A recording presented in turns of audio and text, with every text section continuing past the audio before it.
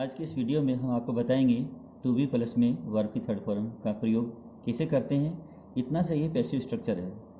तो इस passive structure का छोटा सा ये जो भाग है टू बी प्लस में वर्ब की थर्ड फॉर्म का यूज जो है हम ये पैसिव स्ट्रक्चर के रूप में करेंगे, लेकिन यह प्रयोग वांट या लाइक के साथ में किया जाएगा।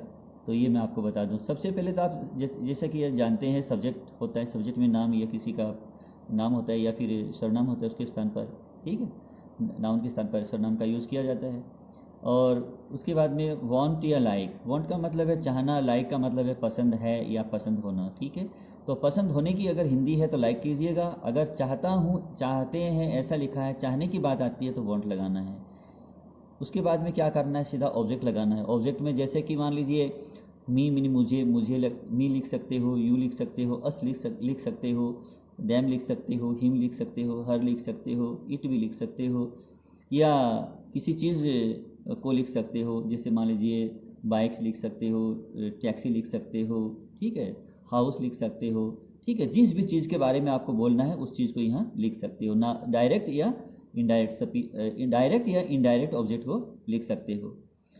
उसके बाद में आपको यहाँ आगे टू बी लिख करके उस क्रिया का तीसरा फॉर्म लिखना है जो आप बोलना चाहते हैं, जो इसके लिए बोला गया है वो आप यहाँ थर्ड फॉर्म लगाने हैं आपको। देखिए इसका यूज़ कुछ इस तरह से करते हैं। तो आज का जो पहला सेंटेंस है, जैसे मान लीजिए मैं, आई लाइक, मुझे पसंद है या मैं पसंद करता हूँ या मैं चाहता हूँ, ठीक है। तो आई लाइक मुझे पसंद है, क्या पसंद है, आई लाइक टू बी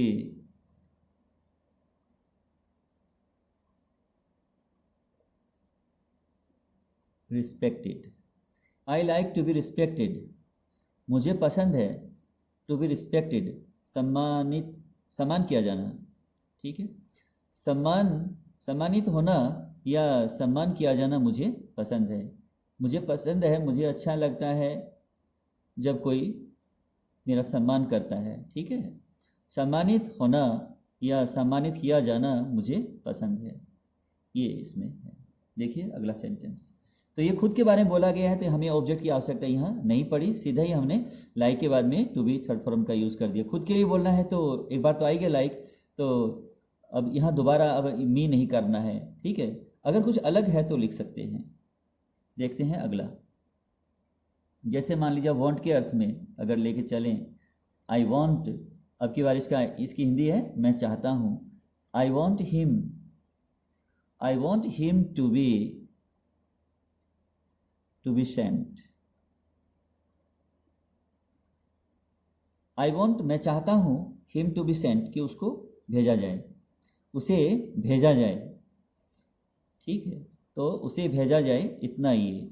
भेजा यानी सेंड का थर्ड फॉर्म है ये, सेंट हुआ, ठीक है। टू बी का मतलब है जाए, यानी टू बी का मतलब होना या जाना, दोनों अर्थ है, या बनना, ठीक है। इस प्रकार का इसकी हिंदी है। तो उसे भेजा जाए, हिम टू बी सेंट, उसे भेजा जाए, आई वॉन्ट, मैं चाहता हूँ कि उसे भेजा जाए, I want him to be Saint.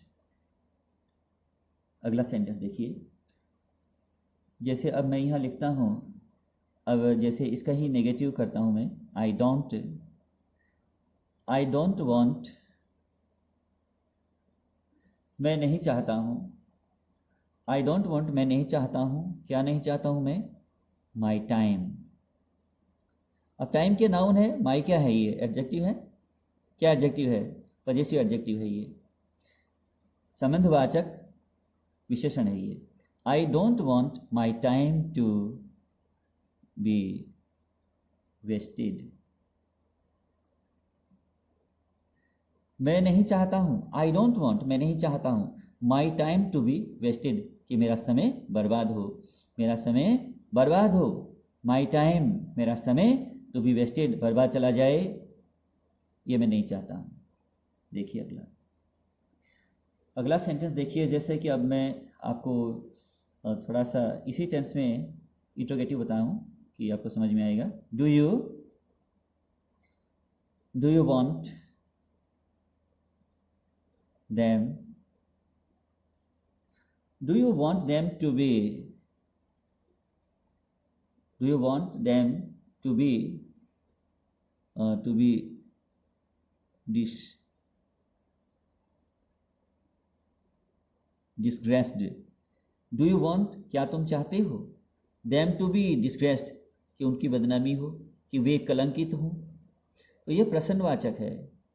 क्या तुम चाहते हो, do you want them to be disgraced, क्या तुम चाहते हो कि वे कलंकित हों। डिस्ग्रेस्ड का मतलब है बदनामी हो, बदनाम होना या कलंकित होना, ठीक है। तो क्या तुम चाहते हो कि उनकी बदनामी हो, देम मैंने उनको या उनकी बदनामी हो, देम टू बी डिस्ग्रेस्ड या वे कलंकित हों, ठीक है, ये हुआ। अगला देखिए, अब थोड़ा सा अलग टेंस में चलते हैं, पास्ट में चलते हैं।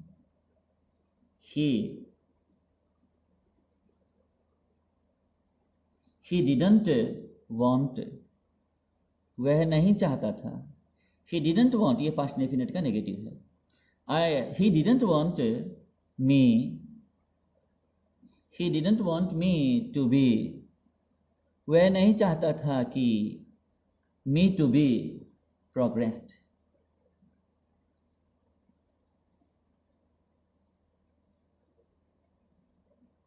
कि मैं आगे बढ़ूं, कि मेरी प्रगति हो।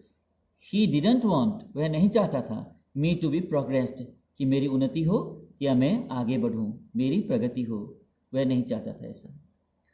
तो इस तरह से आप जो है ऑब्जेक्ट के बाद में, ये ऑब्जेक्ट है, ठीक है ना, ये सब्जेक्ट है, ये वर्ब है, मेन वर्ब है, और ये ऑब्जेक्ट है। उसके बाद में टू बी, ये जो प्रोग्रेस्ड लिखा गया है यहाँ, तो ये जो है आपका पैसिव का एक छोटा सा भाग इसमें जोड़ा गया है पैसिव कंस्ट्रक्शन में। थोड़ा सा आप समझ पा रहे हैं, यहाँ थर्ड फॉर्म लगता है, उसमें पैसिव में लगता है ये। तो अब देखिए कुछ अगला सेंटेंस है जो अब मैं थोड़ा सा इंट्रोगेटिव बना के आपको बताता हूँ।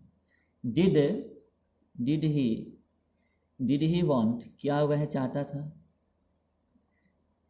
तो ये नेगेटिव हो गया, पास्ट का इंडेफिनेट का नेगेटिव, और ये पास्ट डेफिनेट का इंट्रोगेटिव है। Did he want his work, क्या वह चाहता था कि उसका काम टू बी कंप्लीटेड कर दीजिए या फिर अकॉम्प्लिश्ड कर दीजिए, ठीक है, जिसका मतलब है पूरा करना या पूरा होना। तो ऑन टाइम, ऑन टाइम का मतलब होता है कि एन समय पर, ठीक है, और इन टाइम का मतलब होता है समय से पहले, यानी समय रहते। अगर समय रहते लिखना है, समय से थोड़ा सा पहले, तो इन टाइम करना है। ऑन टाइम का मतलब है बिल्कुल सही एन वक्त पर, तभी ऑन टाइम करना पड़ता है। Did he want his work to be completed on time, क्या वह अपना काम समय पर पूरा होना चाहता था, क्या वह चाहता था कि उसका काम समय पर पूरा हो। तो ये हो गया इंट्रोगेटिव। देखिए अगला जो सेंटेंस है, अब थोड़ा सा ये प्लुरल लेते हैं, प्लुरल प्रोनाउन है ये, ही सी इट का बहुवचन है दे वांटेड, वे चाहते थे, यानी उनकी जो इच्छा थी। दे वांटेड, वे चाहते थे, ए न्यू, क्या चाहते थे भाई, ए न्यू टैक्सी, कि एक नई कार जो है, एक नई टैक्सी जो है, a new taxi to be bought, BOUGST।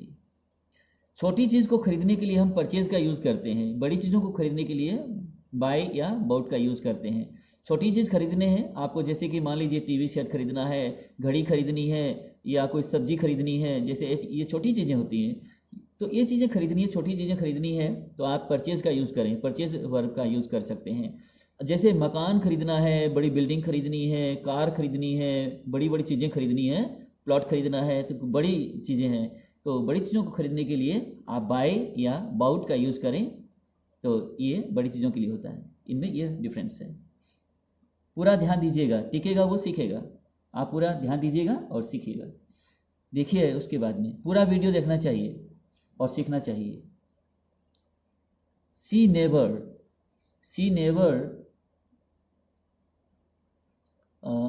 Never wants, वह कभी नहीं चाहती है, anyone, she never wants anyone to be कि किसी की हो, क्या हो, anyone to be met, anyone to be met with an accident,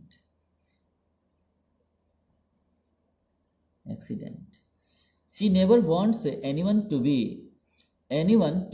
mat with an accident. वह कभी नहीं चाहती है कि किसी के साथ कोई दुर्घटना हो। किसी के साथ का मतलब है एनीवन और यहाँ लगा है विथ, ठीक है। तो वह कभी भी नहीं चाहती है, सी नेवर वांट्स, कभी नहीं चाहती है, एनीवन यहाँ लग गया विथ, ठीक है, मैट के बाद में विथ लगा है, कि किसी के साथ हो, क्या हो, to be met an accident, दुर्घटना हो। कि वह कभी नहीं चाहती है कि किसी की जो मुलाकात है वो दुर्घटना के साथ हो। तो आपको मालूम है मुलाकातें नहीं हुआ करती है, दुर्घटना होती है। यहाँ मुलाकात का मतलब नहीं, मिलने का मतलब नहीं है, ठीक है। तो she never wants anyone to be met with an accident, वह नहीं, कभी नहीं चाहती है कि किसी के साथ कोई दुर्घटना हो।